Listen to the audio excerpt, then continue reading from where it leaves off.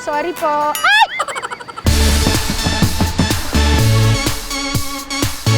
Ngayong gabi sa Pinas Sarap, ang part 2 ng ating Aklan Food Adventure ating ipagpapatuloy. Titikim din tayo ng iba pang putaheng siguradong hindi nyo aayawan. Ang sarap! Ayan! Ay, seryoso. Ay, Diyos ko lang! Ay, teka, nahuli na kita! Wait lang! Nakawala! Huy, pero guys, nahuli ko na yun, ha? Dadayuhin natin ang isa sa ipinagmamalaking isla ng probinsya, ang Boracay Island, kung saan susubukin ang ating lakas ng katawan. Oh, coming in, ladies and gentlemen, our celebrity athlete, we got Miss Cara David, and she is done. At lakas ng tiyan, Ang hirap pala ng trabaho ng mga nagmumukbang. Hindi mo alam kung anong uunahin mo.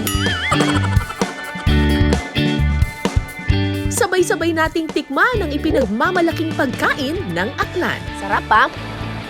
Lasang-lasa mo yung yung tanglad. Tikman ngayon natin yung manok. Wow!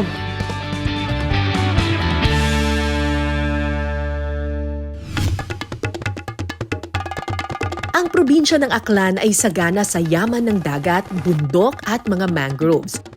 Pero dito sa Barangay Kabulihan sa bayan ng Malay, may ipinagmamalaki rin silang waterfalls. Manghuhuli tayo ng igat. Fresh water ito at nako, ang background namin, ang ganda, may waterfalls dito sa Malay, Aklan. Kuya Lando, paano pong gagawin natin? Mamimingwit tayo. Oo. Lalagyan po natin ng pain. Ano po itong pain natin? Isda yan, ma'am. Baka lapu-lapu pa to, ah. Yung ma'am, isdang ilog yan, ma'am. Isdang ilog. Okay. Kailangang lagyan ng pain ang dulo ng pamingwit para makahuli ng mga igat. Itatanim ito sa pagitan ng mga bato habang nakababad ang pain sa tubig. So itong nilagay natin dito na pangbingwit ay iiwan natin ng magdamag kasi mamayang gabi siguradong maghahanap ng pagkain yung mga igat. Baka may isa sa kanila na mahuli ng ating pain. Pero kukunin natin ngayon yung mga pain kagabi. O sige, tingnan natin kung may laman. Ang linaw ng tubig dito. So ito, kukunin lang natin to. Ito yung mga nilagay pa kagabi. Wow! May huli. Ay! Madulas, ah! Kaya ano yan, ma'am. Baka makatusok kayo. Ang igat o freshwater eel ay tinatawag ding sili ng mga Aklanon. Isa ang Agnaga Falls sa maswerteng pinaninirahan ng mga ito. Parang may huli na dito, oh! Yan, oh! Sorry po. Ay! Okay, tanggalin na natin to. Paano natin tanggalin ang hahawakan siya? Ito, ma'am. Ganyan naman, ma'am. Hawakan mo lang mga igi. Magdulas, eh. Ay! Ay! Ay! Nagpupumiglas! Ah! Kuya, ikaw maghila. Tigas masyado, ah. Matigas masyado. Pumasok talaga sa loob, eh. Yan. Huli ka! Ito yung nahuli natin na igat. At ngayon kasama ko dito si Ate Luisa na magluluto ng tinuom na sili. May sili tayo dito. Pero hindi Iba na yan, ma'am. Iba naman ito. Labuyo yan. Labuyo ang tawag nila dyan. Sili ang tawag nila sa igat. Ayan. So, ano naman yung tinuom? Dito natin lulutuin yung igat. Ang ibig sabihin na ata ng tinuom parang niluto, inihaw sa Dahon, ma'am. Sa dahon. Opo. Anong dahon ito? Ano to, ma'am? Blante. Blante? Opo. Para Blante. yung dito linuluto para mabilis malambot yung buto. Ay, wow, parang pressure cooker. Opo, opo. Talaga? Opo. Lalambot ang buto? Opo. Kasi yun ang problema kapag kumain ng igat. Yung matigas. Hindi yung may buto-buto siya tapos dura mo yung buto, 'di ba? Minsan Opo. matinik, ang hirap. Kaya nga yung iba pag nagluto ng igat tinatanggal pa muna yung buto. Ito ang liliit ng igat natin, ang hirap himayin. So, Dito po natin lulutuin. so dito sa Malay Aklan, meron silang native na pressure cooker. Opo. Mm-mm.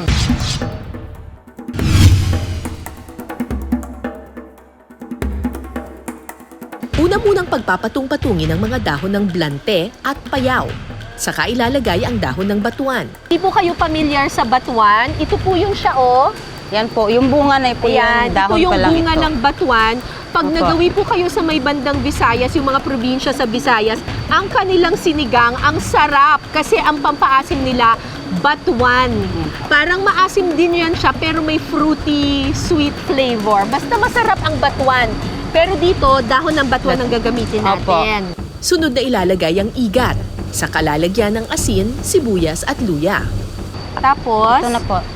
Lagay po natin ang ito labuyo. sa... Opo. Lalagyan ng sili ang sili. Ang sil. Ang katumbal po sa amin tawag ito, katumbal. Katumbal. Ayan. Uy, huwag masyado marami. Baka maanghang. Sarap yan, ma'am. Tapos, lagyan natin ng Suka. suka. Huling ilalagay ang gata at tanglad. At tatalian gamit ang dahon ng niyog. Saka ilalagay sa nagbabagang uling, ihawin ito sa loob ng 30 minuto. Tingin mo luto na yan, ate? Opo, ma'am. Luto Luto na na yan. yan. Kunin na po natin. Tapos, Bubuksan saan po natin siya natin. ilalagay dito? Dito po natin ilalagay. Ang ganda ng kanilang plato, oh. Yung puno ng Saging, saging. Wow! Ayan na po siya. Wow! Lagay po natin dito. Sige, paano natin ilalagay? Ang galing nagkasabaw! Sabaw ng Wow! ano lang yan, ma'am. Igat. Yan, ma'am. Ah, grabe! Wow, wawi! O, diba? Walang ano siya. Hindi siya nasunog. Hindi nasunog yung dahon. Oh, tingnan niyo, oh, yung dahon sa loob. Buong-buo pa rin siya. Wow, ang galing ng dahon na yan, ah. Pwede bang magtanim ng ganyan? Wow, look at Mahirap na. this! Luto na! Excited na akong kumain. Luto na ang ating tinuom na igat. Wow, grabe. Ang bango, ate. Opo.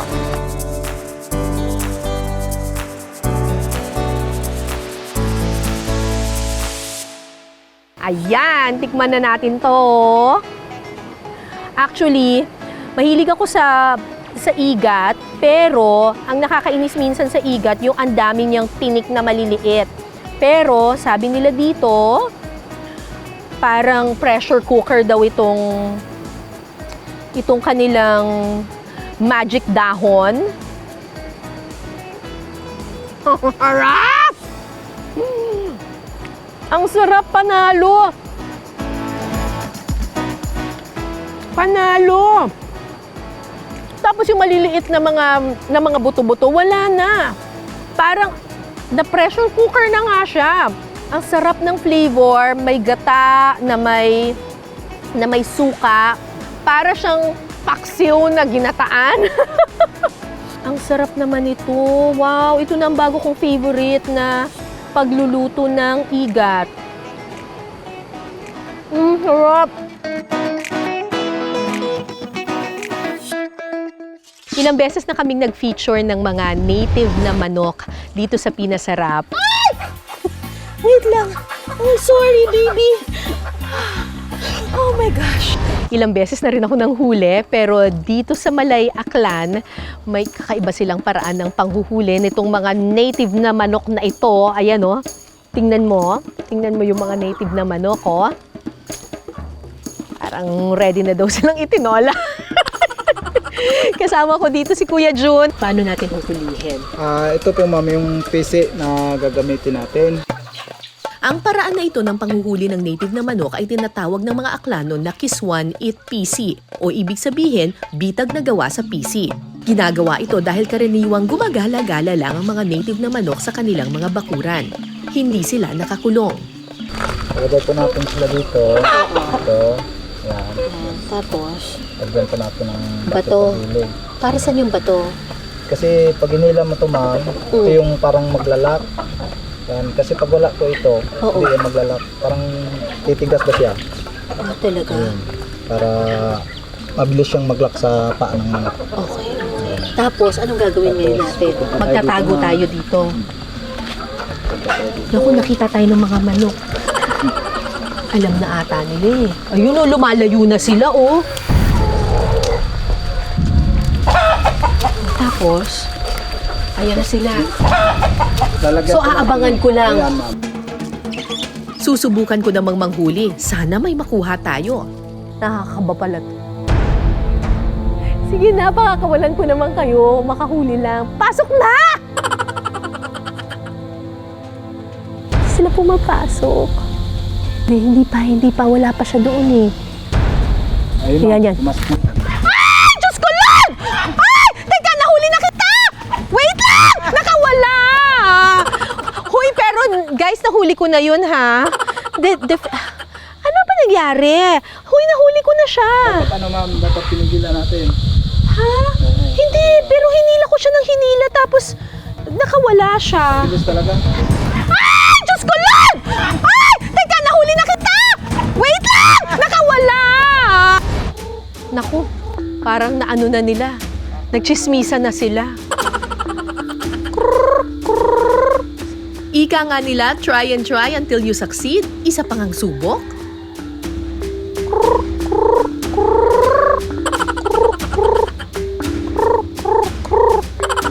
Ang kailangan po namin yung medyo mataba yung paa. Bongga. Teka, saan ba yung bilog? Kuya, tulungan mo ko kapag nahuli na, ha? Ay, hindi. Wag. Hindi mabilis eh. Kailangan pumasok siya doon. Kaya,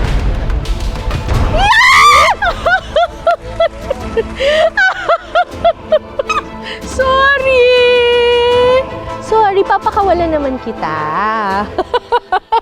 Ano iluluto natin ngayon? Yung binakol po, ma'am. Chicken binakol. Ito yung native chicken. Yes, ma'am. Nilinis na natin, tinanggalan na ng mga bituka, laman loob, etc. Ngayon, magluluto na tayo. Opo, ma'am. Oh, saan yung kalan natin? Andun po tayo, ma'am, sa yun po. Sa may... Mag-iihaw tayo? Opo, ma'am. Saan ang ano natin, kaldero? Wala po, ma'am. Dito po natin lulutuin mismo. Dito! Yes, ma'am. Hindi tayo magigisa. Hindi na po. Oh, diretso na dito? Diretso na po dito. Ba, kakaiba. O, sige. Lalagay natin yung Sa tanglad. katerbang tanglad. Sa hiniwang kawayan, pagsasama-samahin ng tanglad, sibuyas, luya at dahon ng batuan.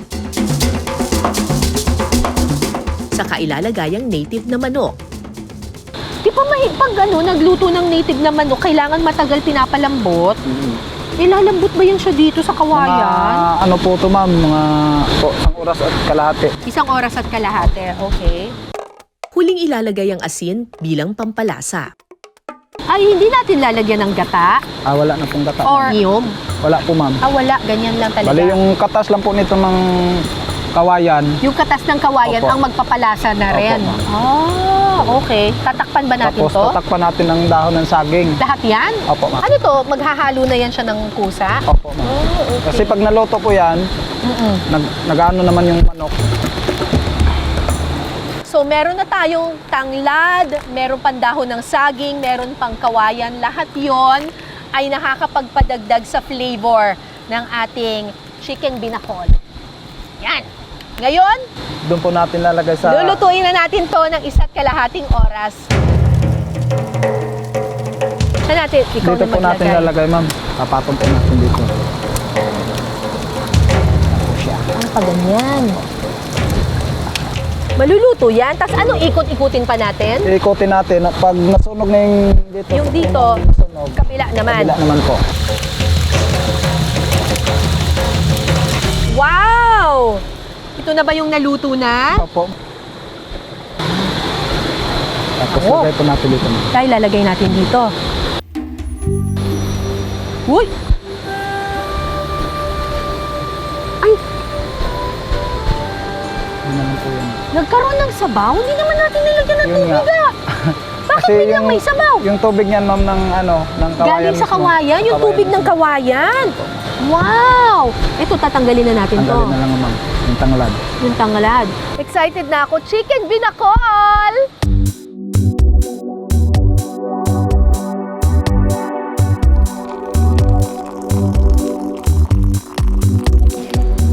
So, ang sabi sa akin ni Kuya Jun, ito daw, sabaw na ito ay natural na katas ng kawayan.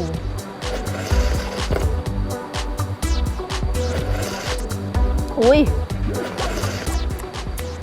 Sarap ah! Lasang-lasa mo yung yung tanglad. Tikman ngayon natin yung manok. Wow! Para sa native na chicken, ang lambot nito ah. Lasang-lasa mo yung tanglad. Ang lambot! 1.5 hours sa loob ng kawayan. Tapos very juicy pa siya. Daming flavor. Harap. Wow, panalo. Woo! Isa sa ipinagmamalaki ng Aklan ay ang isla ng Boracay. Kilala ito sa powdery white sand at nagtataasang palm trees. Pero hindi tayo dumayo rito para mag-chill at mag-relax, kundi para i-challenge ang ating katawan sa isang triathlon event at matinding mukbang. 36 hours bago ang isang karera, ang mga triathlete ay kumakain ng maraming carbohydrates or carbo loading kung tawagin namin. Kasi alam naman natin na yung carbohydrates, ito yung nagbibigay sa atin ng energy. Bukas kapag kumarera kami, siguro mga 4 hours non-stop yan, swim, bike, and run. Hindi naman kami kakain sa kalagitnaan ng karera. So kung ano man yung nakastore sa yung carbohydrates na magbibigay sa'yo ng energy, kailangan kinain mo na siya the past 36 hours. So eto ngayon, dito sa aming hotel, naghanda si Chef Paul. Hi, Chef Paul! Ng ibang level na mukbang, carbo loading. Hi, Chef Paul! Ikaw ba ang nagluto nito? Okay. Ano ba itong hinanda mo? First dish kong prepare is, it's called our power breakfast. It's a complete set of meal. It's full of carbohydrates also. Oo. It has May hash browns, may bread, oo. baked beans, Oo. grilled tomato. And then this one is our spaghetti bolognese. We all know na pasta is a good source of carbohydrate. Correct. This one is our Waffles. best combo na chicken and waffle. Ngayon ko lang nakita to na ang chicken pwedeng i-partner sa waffles. Ah, perfect. Tapos may juices tayo dito. This is our watermelon, mango, and then cucumber. It's a healthy drink po. Okay, kakainin ko na to. Mukbang time. Ang carbo loading ay isang strategy ng mga atleta para mag-imbak ng glycogen o energy storage sa ating katawan. Para ma-achieve ito bago ang karera, kailangan kumain ng maraming pagkain na mataas sa carbohydrates ang mga atleta. Ang hirap pala ng trabaho ng mga nagmumukbang. Hindi mo alam kung anong uunahin mo. Ito yung kanilang spaghetti bolognese.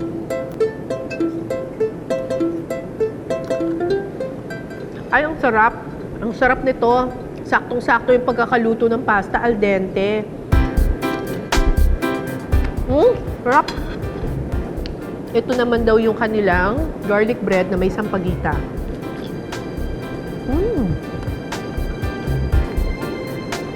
Panalo. Sarap. Pagkatapos magmukbang, ready na akong sumabak sa Boracay Super Triathlon. Ang triathlon ay isang endurance multisport kung saan binubuo ito ng 3 magkakaibang laro.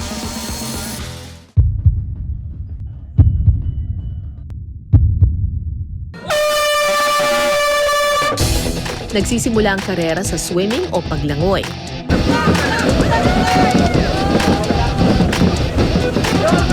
Excited akong mag-swimming kasi white sand siya. So, medyo kakaiba siya kumpara dun sa mga ibang dagat na nilalayuan namin. Susundan ng pagbibisikleta. My favorite part in a triathlon is usually the bike part. At panghuli ang running o pagtakbo. Hindi ko in-expect na pati ba naman yung takbuhan ay bundok na naman. Kasi hilly siya. Talagang ahon, ganun. Pati sa takbuhan, talagang ang hirap din. Last na ba ito, Miss Cara? Last na. Alright, last na. Tapos nung narinig ko yung announcer na last loop mo na yan, Cara, last loop mo na yan, talagang pagod na ako talaga noon. Oh, coming in, ladies and gentlemen, our celebrity athlete, we got Miss Cara David, and she is done. Ang hirap, ang hirap! Sobrang hirap! Naubos lahat ng kinarbo loading ko! And our number 1, 2 hours, 35 minutes and 32 seconds from Team Tri-Kings, our celebrity athlete, Miss Cara David. They announced that I was first place in my age category na 50 to 59. Yung mag-place ako doon sa age category na 50 to 59, hindi ko na masyadong ikinagulat yon kasi konti lang kasi talaga kaming kasali na 50-year-olds. Team Tri-Kings, the lovely Cara David. Miss Cara, you get second overall. Pauwi na sana ako kasi akala ko tapos na eh. And then nagulat na lang ako na meron palang awards for overall, yung kumbaga lahat ng mga babae na nag-race in that category, yung super triathlon, nirank pala nila kung sino yung pinakamabilis. I was so shocked, talagang totally unexpected, nung tinawag nila yung pangalan ko that apparently among all the females who did the super triathlon, ako yung number 2, ako yung pangalawang pinakamabilis. Gulat na gulat ako kasi ako rin yung pangalawang pinakamatanda. Tapos, wow! Second place ako overall.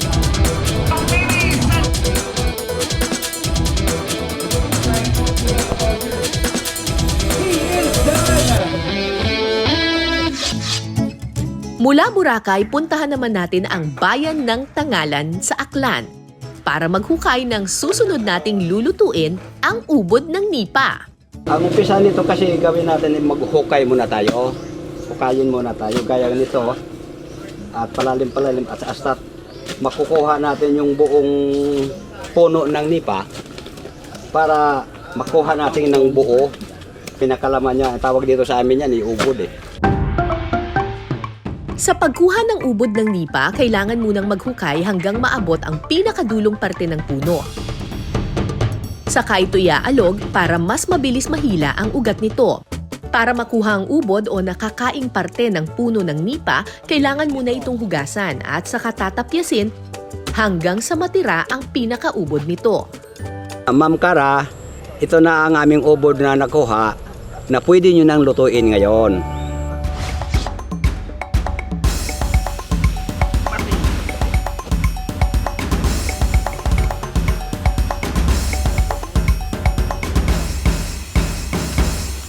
Ma'am Cara, ito na ang aming ubod na nakuha na pwede nyo nang lutuin ngayon.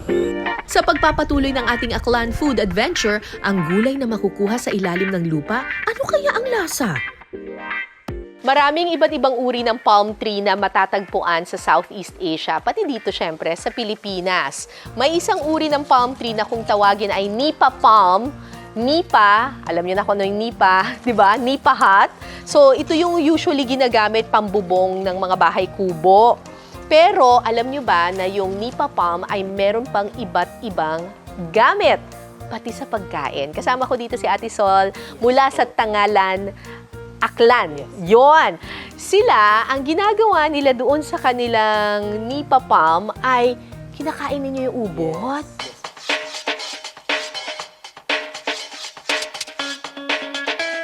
Sa mainit na kaldero, unang ilalagay ang pangalawang pigang gata. At saka ihahalo ang asin, paminta, sibuyas, asukal at ang ubod ng nipa. Sa isang bowl, paghahaluin ang kakang gata at rice flour na magsisilbing pampalapot. Saka ito ihahalo sa kaldero at hihintayin lang itong kumulo hanggang sa lumapot. Maya-maya pa, Ito na, ang ating ubod ng nipa. Ubod din kaya ng sarap.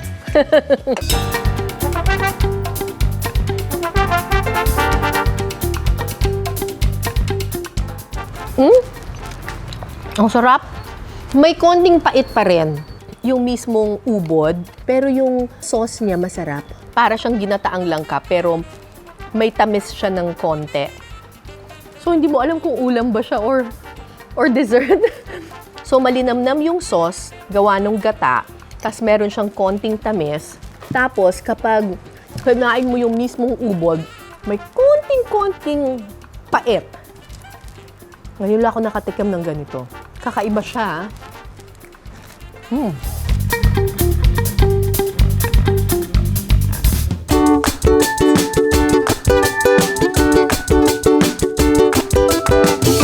Tingnan natin kung may huli.